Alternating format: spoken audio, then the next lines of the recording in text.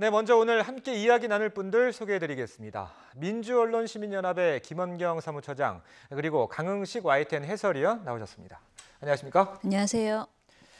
자, 처장님, 이번 주 나왔던 뉴스 중에 저는 가장 반가웠던 건 우리 어린 태극 전사들의 월드컵 준우승 소식 가장 반가웠던 것 같고, 또 이 좀 충격적인 지금 속보가 계속 나오고 있는데 전 남편을 살해한 혐의로 구속된 이 고유정과 관련된 엽기적인 생각들이 계속 보도가 되고 있어요.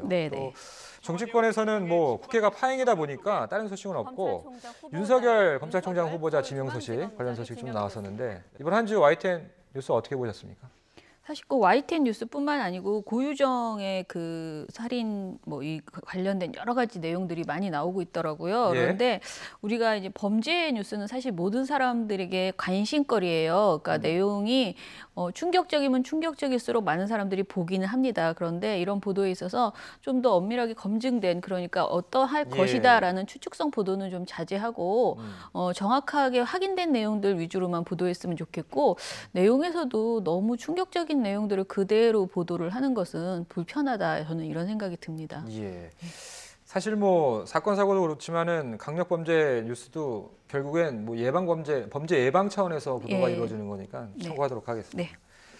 자, 본격적으로 잘한 뉴스, 못한 뉴스 시작해 보겠습니다. 이번 주 잘한 뉴스 어떤 뉴스 뽑으셨습니까? 저는 좀 특이한 거를 뽑았는데요. 다른 정치적인 이슈, 좋은 보도들도 사실 헝가리 뉴스도 저는 계속 좋았다고 생각해서 뽑았는데 그거 너무 그동안 여러 주에 걸쳐서 나왔다고 하더라고요. 그래서 팩트 Y라는 그 코너를 잘한 뉴스로 뽑았어요. 그런데 이게 특히 제가 재미있게 본 내용이 있었습니다. 소주 가격과 관련된 팩트 체크를 한 건데요. 이게 이제 아주 굉장히 생활 밀착형 아이템이잖아요. 소주는 정말 많은 시민들이 즐겨 찾는 그런 이제 품목의 술이고요. 소주 도수는 계속 낮아지고 있는데 그렇다면 도수가 낮아지는 만큼 원가가 분명히 낮아질 텐데 왜 우리가 먹는 소주값은 낮아지지 않는 것일까라는 질문을 가지고 그 질문을 팩트 체크해보는 이런 아이템이었어요. 어떻게 보면 무엇이든 물어보세요에 나올 것 같은 그런 아이템이기도 해요. 그래서 이런 것을 뉴스에서 한다는 것도 저는 재미있었고요. 사실 요새는 타 방송사에서도 팩트체크 코너들이 많이 있는데 조금 결이 다른 팩트체크로 신선했다, 이렇게 받아들이면 될까요? 네, 그런 것도 있었고요. 또 제가 좋다고 생각했던 게 게임은 어린이의 권리, 아전인수 해석이라는 제목의 또 팩트 Y가 있었는데 이 보도는 게임 중독을 질병으로 분류하면 유엔 아동 권리 협약을 위반한 것이다라는 게임 업계 측의 주장이 있었거든요. 이 주장을 팩트 체크하는 내용이었어요. 그리고 또 게임 중독에 대한 그 과학적 근거가 없다는 것에 대해서도 그런 주장도 있는데 이것도 짚어봤고, 그리고 이제 게임에다가 그 질병 코드가 부여되면 3년간 11조 원의 피해가 간다라는 콘텐츠 진흥원의 용역 보고서가 있었어요. 이 내용에 대해서 이렇게 세 가지를 팩트 체크를 했습니다. 제가 이 보도를 좋게 생각한 것은 어떤 특정 집단의, 그러니까 게임 업계 또는 업체 다양한 집단의 주장들을 그렇다 아니다가 아니고 다양한 그 주장을 떠나서 정확한 사실은 무엇일까만 보여주는 그런 측면이 좋았어요. 자, 지금 위원님 기획 이슈팀에서 지금 담당하고 있는 거죠? 어떻게 보면은 근래에 YTN에서 팩트체크 코너를 상설화한 건 처음인 것 같아요. 네, 그렇습니다. 그 팩트 체크를 먼저 설명드리자면 이제 그동안의 그 받아쓰기 저널리즘, 여기에 대한 그 비판에서 시작이 됐습니다. 그 미국에서 1980년대 후반에 그 등장한 저널리즘의 한 장르라고 볼 수 있는데요. 정치인이나 그 공직자들의 발언을 그대로 옮기는 것이 아니라 그 발언의 진위를 따져 묻는 그 심층 보도입니다. 특히 최근에는 그 인터넷과 SNS 등에서 그 가짜 뉴스가 많아지면서 이 팩트 체크 중요성이 더욱 커졌습니다. 사실 그동안 말씀하신 대로 YTN에서는 그 팩트 체크 형식의 기사가 좀 부족했습니다. 출입처에서 발생하는 그 기사 처리하기가 사실 버겁거든요. 그 출입 기자 입장에서는. 그렇기 때문에 이번에 새로 생긴 그 팩트 Y는 이런 문제점을 극복하기 위해서 그 기획팀에서, 이슈팀에서 전담하는 그런 체제입니다. 사실 제가 이 팩트 Y 담당하는 기획 이슈팀 기자들하고 며칠 전에 같이 식사할 기회가 있었는데 얘기를 들어보니까 의사결정 과정이 굉장히 빠르더라고요. 그래서 실제로 며칠 전에 한국당 황교안 대표가 외국인 노동자 임금 발언 때문에 논란이 됐잖아요. 그런데 그게 팩트체크 기사가 당일날 오후에 나왔어요. 굉장히 신속하게 이루어지던데 지금 아이템 이슈 선정을 어떻게 하는 건가요? 예, 뭐 당연한 이야기겠지만은 그 주제를 선정할 때 이것이 국민적 관심사인가를 먼저 판단을 합니다. 그 팩트 체크를 해야 할 그 필요성이 있어야 되는 것이죠. 또 한 가지 중요한 원칙은 그 의견은 검증하지 않는다. 의견은 의견일 뿐이다 이렇게 보는 겁니다. 그리고 이제 법조문이나 통계 자료, 그 판례 등 그 가능한 검증 수단이 존재하는가도 주제 선정의 주요한 그 기준이 되고 있습니다. 저는 의견은 의견일 뿐이다 이 말은 상당히 동의하는데요. 문제는 그 의견을 만들기 위해서 그 과정에서 몇 가지 근거 뭐 이런 것들에서 왜곡이 발생하는, 그러니까 사실이 아닌 것을 토대로 한 의견들이 많이 나오잖아요. 그래서 좀 더 엄밀하게 본인의 의견이라고 말하지만 과연 그 근거는 정확한 것인가.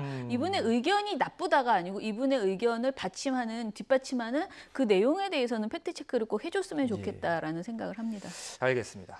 자, 그럼 이번엔 최지선 시청자 평가원이 선정한 잘한 뉴스 어떤 의견인지 화면으로 만나보겠습니다. 저는 지난 10일 보도된 고문의 상징서 열린 60항쟁 기념식 보도를 잘한 뉴스로 꼽았습니다.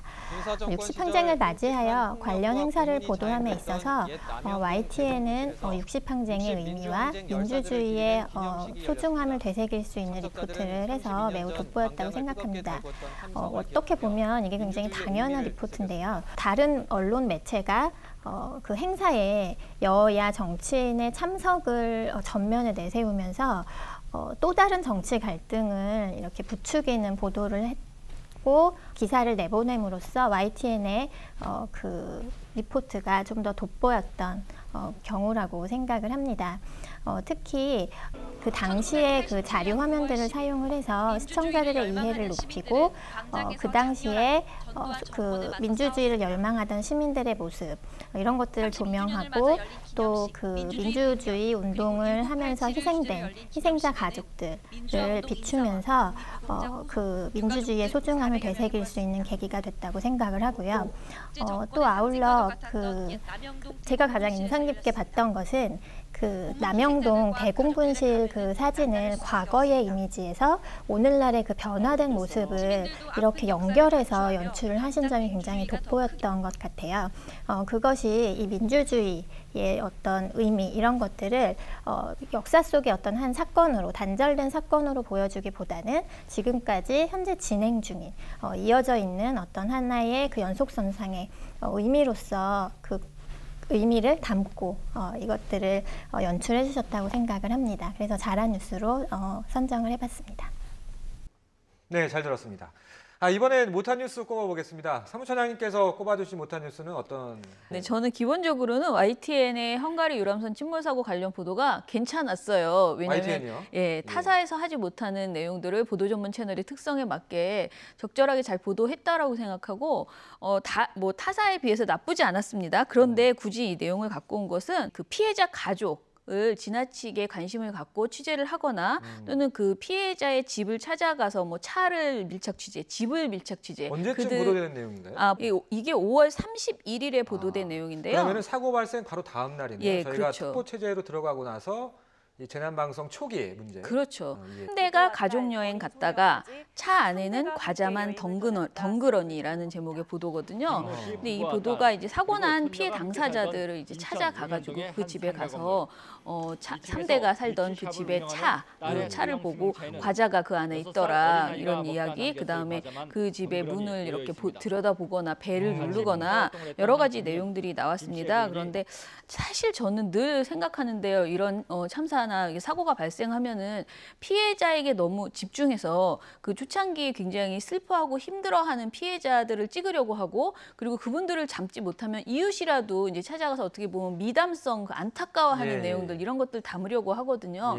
일단은 재난보도준 측에 이런 말이 있습니다. 제19조 신상공개주의에서 피해자와 그 가족, 주변 사람들의 상세한 신상공개는 인격권이나 초상권, 사생활 침해 등의 우려가 있으므로 최대한 신중해야 한다라고 규정하고 있습니다.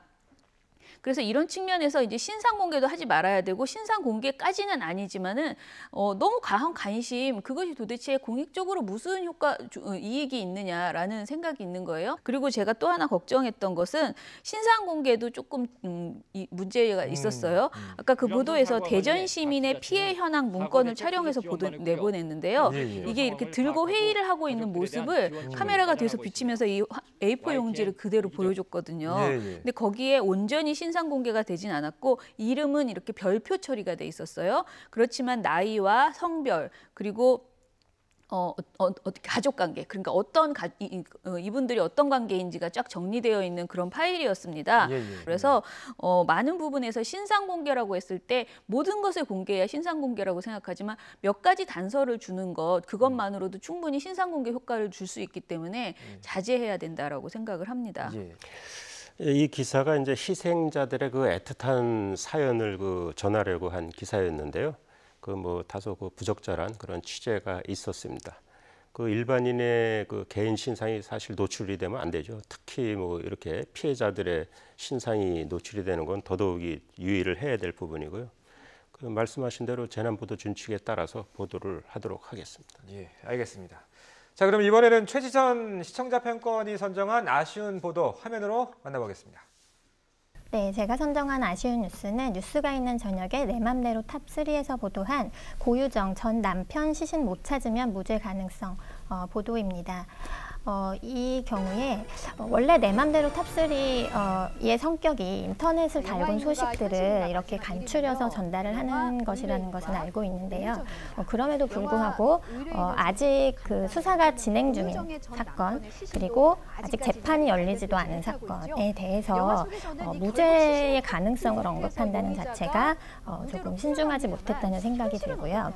더군다나 한 사람이 굉장히 잔인한 그런 방법으로 가족에 의해서 살해당한 그런 사건이고 시신을 아직 찾지 못해서 유가족이 굉장히 이제 고통을 호소하고 있는 그런 상황이죠. 그런데 설사 이제 픽션인 영화에서 시신을 찾지 못한 어떤 사건을 주제로 한 그런 영화가 유사성을 가진 영화가 있다고 하더라도 이것을 영화와 연결시켜서 무죄의 가능성 이런 것을 언급하는 자체는 좀 부적절해 보였습니다. 네, 최지선 시청자 평권 의견 잘 들었습니다. 자, 저는 개인적으로 유무죄를 예측해서 기사화하는 보도만큼 어리석은 게 없다고 보거든요, 개인적으로. 그렇죠. 뭐 가치 판단의 문제일 뿐만이 아니라 불공정한 재판을 유도하는 어떤 잘못된 관행이 될 수도 있는 부분이거든요. 그래서 유이저 팀에서는 어떤 답변 내놨습니까, 위원님? 예, 영화 속 이야기와 비슷한 사건 사고 그리고 그것을 다룬 코너였습니다. 고유정 전 남편 시신을 찾지 못했을 때 무죄 가능성 이런 꼭지였는데요. 사실 무죄 가능성이 낮다 그러한 것을 강조하려고 한 그런 꼭지였습니다. 그런데 사실 또 피해자 유족들의 심정을 헤아리지 못한 그런 부분이 있습니다. 그래서 이런 부분들은 진짜 저희가 반성하고 계속 또 조심하면서 다뤄야 될 것 같습니다. 판결이 내려지기 전에 유무죄를 전문가들이 의견을 제시한다면 그 자체로만 남아야지 그걸 기사화하고 이런 것들은 좀 지양해야 될 것 같은데 네. 이 부분 관련해서 우리 처장님께서 좀 한마디 보태실 부분이 있을까요? 범죄 보도는 정치적인 내용이 아니다 보니까 조금 편안하게 이야기해도 된다라고 그러니까 어떤 공정함 이런 것들을 걱정 안 하고 이렇게 다양한 가능성을 얘기하시는 경우들이 많아요. 근데 예. 오히려 그것이 피해자 가족 그리고 많은 보는 이 국민의 감정을 자극할 수 있다는 점에서 좀 건조하게 보도했으면 좋겠다라고 생각합니다. 예, 알겠습니다. 네, 지금까지 잘한 뉴스, 못한 뉴스에 대해서 이야기 나눠봤습니다. 오늘 말씀 잘 들었습니다. 고맙습니다.